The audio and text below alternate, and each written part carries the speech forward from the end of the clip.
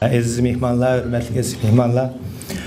Bu Uyg'ur Akademiyaninki bu konferenslarininki yana bir cho'ng ahamiyatli bo'layotgan ish biz ana tilida so'zlash. Men bu 20 yildan yog'i ana tilida o'zimning kasbida so'z qilib boqmagan. Mush necha yildan yog'i Uyg'ur Akademiyasininki faoliyatlarga konferensga kelib Uyg'ur ana tilida so'zlashni başladım, ilacı qilib, yaxshi tushundirman deb tirishman. Tuzitib anglaysizlar. Buningki nima bo'ldi bu?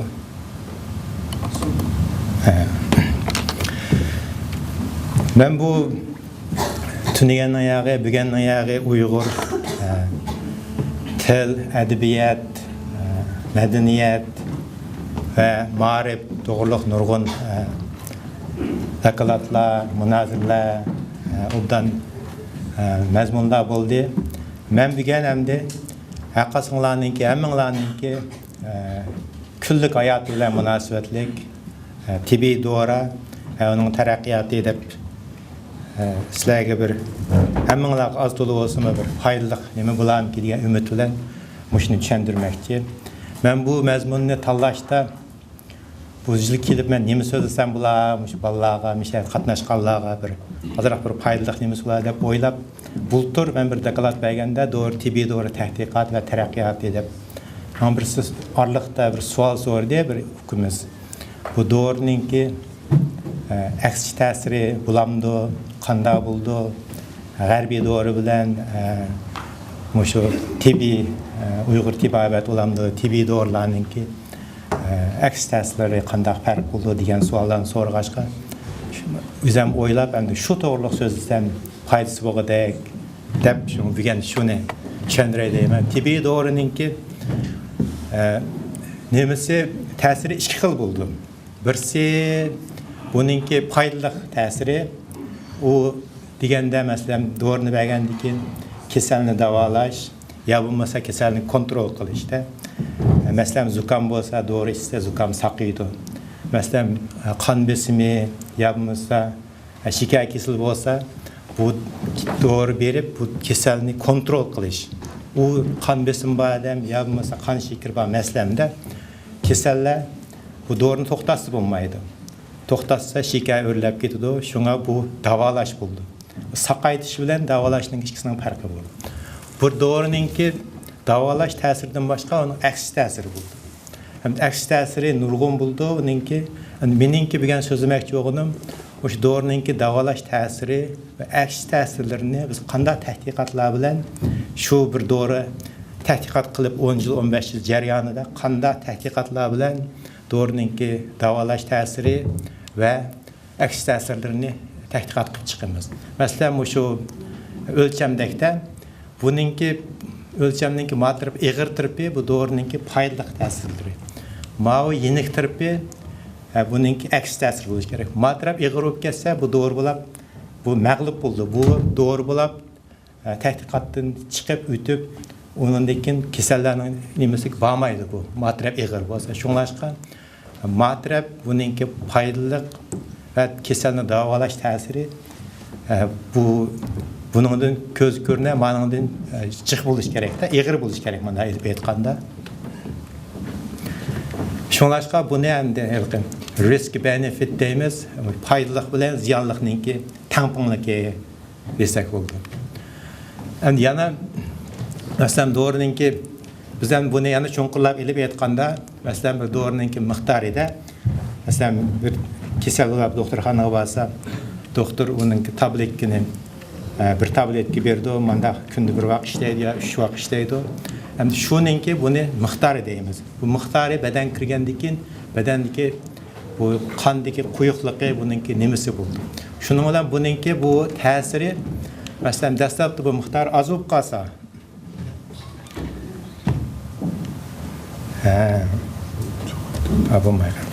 miqdor oz bo'lib qolsa uning unumi bo'lmaydi.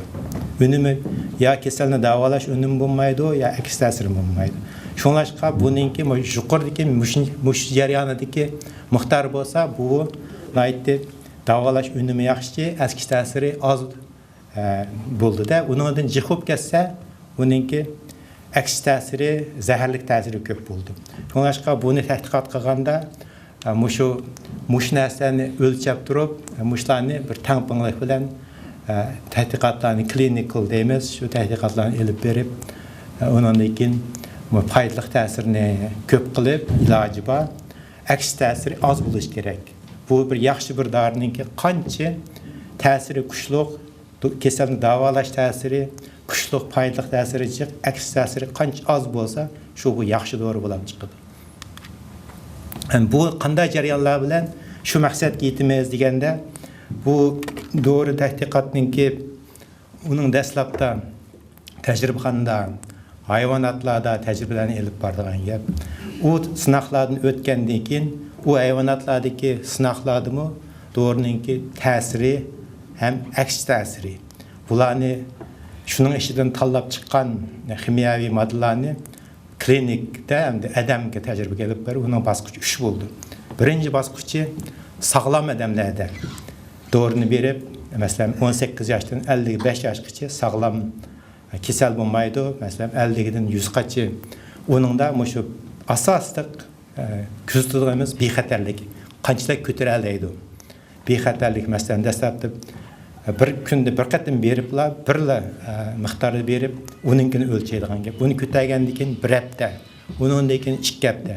Shuni ko'taradigan miqdorni tanlab, uni dos deymiz.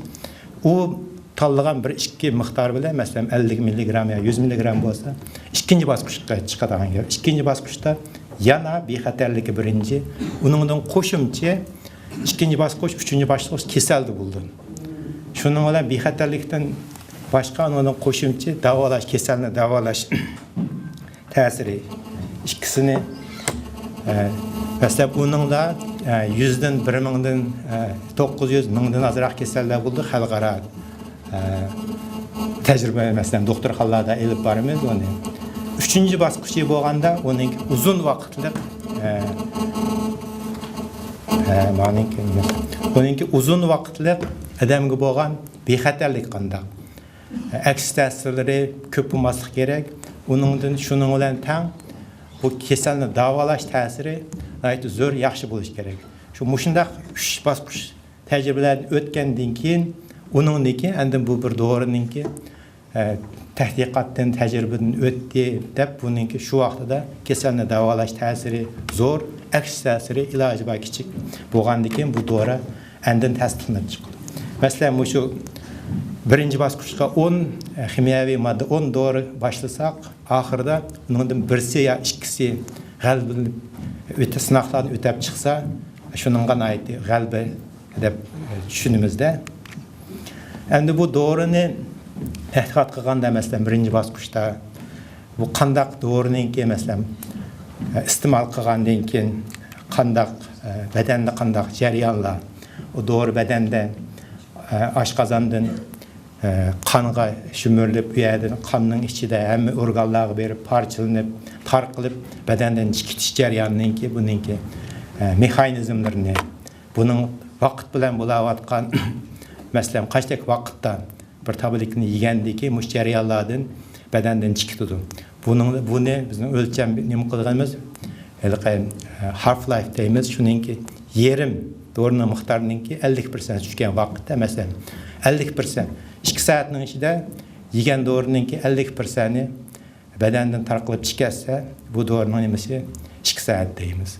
Unda dorilarni odatda kunda 3 vaqt keyin ko'rgan vaqt, nimishqa ba'zi dorilarni kunda 3 vaqt, ba'zi dorilarni kunda 1 vaqt, ya ba'zi bir dorilarni oyda 1 vaqtda yeydigan. Bundan keyingi taraqqiyot, yangi chiqayotgan dorilar asosan kunda 3 vaqt yeydigan dorilarni ayt az. İlacı var, kasallarga qulaylik bo'lsin deb kunda 1 vaqt, ya bo'lmasa ba'zi bir kasallarga oyda 1 vaqt degandek ashunga o'xshash mushu o'lchamlar bo'yicha, mush tadqiqotning natijalari bo'yicha shu dorining berish vaqtini o'lchaydigan. Bu jarayonida nurg'un matematik modullar bilan bu dorining mushu ta'siri, aks ta'siri, badanga bo'lgan unum kasalni davolash ta'sirlari shularni modul, bu physiological based modul deymiz. Odamningki badanning tuzilishi, fiziologik, mushu qonninki men suratni qandaki organlarga kirib chiqish suratlari bo'yicha buni model qilib chiqamiz. Endi bu modeling simulation deymiz, bir model simulation qilish bu hamma sohalarda bor. Masalan, erkaklarmi ayga nimani chiqarishdan burun bular kompyuter o'tirib model qildi, simulate qildi, mana shu vaqt chiqdi mana. Chunki bu mush bizningki doğru tadqiqoti mana ko'p ishlandi. Men bu mush physiological based modelni doktorlik nimamda mushuningdan tadqiqot elib borgan, hamda hozir bu bir asosiy bir qural bo'lib qoldi, mush doğru nimaning ichida. Buning yana bir yaxshi yeri bu tajribalarni sog'lom odamlarda ya bo'lmasa mushunday odatdagi odamlarda 18 yoshdan yuqori tajriba qilganni mush modellar orqali kichik bolalarga buni extrapolation deymiz. Kichik bolalarga buni kichik bolaning ichidagi badanning ichidagi nimani simulate qilib buni bunday predict qilib chiqqan bo'ldi-da. Shunlashqa iloji bor. Bu tajribalarda masalan 1-chi, 2-chi, 3-chi bosqichlarda kichik bolaga dori bermaslik. Kichik bola degan nima bo'ldi hamda nima deymiz pishmagan organlari nimalari. Shunlashqa iloji bor o'sha o'xshash modellar bilan qilgan ma'lumotlarni kichik bolaga kompyuter orqali buniki badanda bo'layotgan jarayonlarni predict qilib shuning bilan endi kichik bolaninki masalan cho'ng odamga 100 mg bo'lsa kichik bola 100 mg ni bas bo'lmaydi. Nimishqa deganda uninki doğru parchalash, badanga tarqitish nimalar o'xshamaydi odamninkilar. Shuni shu bunday qilib nim qilib chiqimizda oldin bunday predict qilib chiqamiz. Endi mushu jarayonlarda bo'lgan ma'lumotlar hammasi masalan doktorxonada kasal ko'rinib dorini olgandan keyin dorining ichida bir varaq bunday bir package insert deydi, bir tushuntirish qog'oz bo'ldi. Shuning ichida mushu 10 yildan yaqin qilgan tajribaninki natijalari shuning yozildi-da. Biz shularni yozamiz. Natijalarninki 10 yil jarayonida qilib chiqqandan keyin oxirida buni tasdiqlashdan burun mushuninki masalan kasallik davolash masalan mana Lipitorninki bir misolni oldim-da. Bu Lipitor degan o'sha Pfizerninki qandagi yomon kolesterolni, maylarni tushiradigan unumli bir dorisi 10 yil bo'ldi.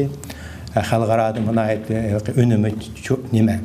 Buningki masalan mana bu matraptiksi buning unumlarida bo'lgan kolesterolning yomon kolesterolning tushirish bo'lgan yaxshi kolesterolni tushirish, chuqur ko'tarish bu yaxshi ta'sir bilan tang vaqtda buning aks ta'sirlari bo'ldi. Mana mushunchilarchiq aks ta'sirlarida. Bu aks ta'sirlari masalan ma tajribada 8000 dan jiq odamga bersa, buningda naytda bir o'nig'im bo'lmaydi. Nemisini aytib tuvan. Shunlashqa bu hamma odamda ko'rinmaydi. Mana necha mingning ichidan bir odamda, ikki odamda ko'rindi-da bunda aks ta'siri. Shunlashqa doğru yegan vaqtida shuna narsaga diqqat qilish kerak. Masalan, bu doğru yegandan keyin ya bo'lmasa ko'ngil elishib, ya bo'lmasa bir nimalar, muskullar og'rib, har xil bunday bir nim bo'lsa doktorga deyish kerak. Bunda burunotib degandan keyin bu doğruni o'zgartirdi. Bizning doktor bolalarimiz o'tiribdi mana turg'on yo yurak kasalligininki bular chiqishildi bu dorilarni. Shunlashqa buninki mening demoqchi sizlarga beradigan nima hamda mushu dorini olgandan keyin uyga olib borgandan keyin chuqum ashning ichidagi o'sha materiallarni ko'rish kerak-da. Ko'rib tushunish kerak shuni. Endi bu taraqqiyotlarni endi bizningki dorininki nimasini so'zlaganda milliy tibobatning dorisini so'zimizdan bo'lmaydi. Bizning milliy tibobatninki tarixi ayt uzun. Bu endi burundan yaqi shu bizning tibbiy doktorlar bu dorilarni uyda tayyorlab, masalan, o'tcho'plarni qaynatib, uni kasallarga berib qildi. Hozirmi u davomlashyapti. Buningki shuning bilanlar yana buni tabletka masalan qaynatib, buningki nim qilganni quyuqlashtirib, buni tabletka kapsullarga berib kelayotgan bor. Hamda hozir bundan keyingi taraqqiyotda hozirmi yana bizning vatandan elib berayotgan tadqiqotlar buning iloji bor. Shu o'tcho'pning ichidagi shu kimyoviy aktiv moddani tepishda masalan shuning ichida Madoraman Nobel mukofotini 3 odam Nobel mukofoti olibdi. Shularmi shu o'tcho'pning ichidagi aktiv shu kimyoviy moddani tepib shuni undan keyin u moddani topgandan keyin bu nimaninki Muşu men bay degan muş jarayonlarni o'tkazish kerak uni. Bu kimyoviy moddani topmasa, jarayonlarni o'tkazish ta'sirida nimishqa deganda bu jarayonlarda o'lchash kerak. Dorining miqdorini, qandilik bo'lgan suyuqligini, undan keyin buning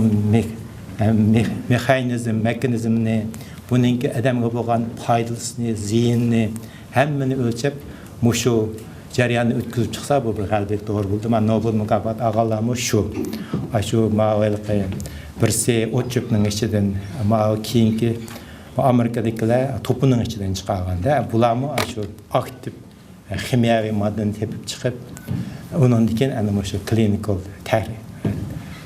tadqiqotlar bo'yicha birinchi, ikkinchi, uchinchi bosqichlarni o'tkazib dori bo'lib chiqqandan keyin bu malariya deb bir o'sha Afrika taraqqiy qilmagan davlatlar ko'p uchraydigan kasallar bor. Shuning unumi, ya'ni 100% emas, 20%.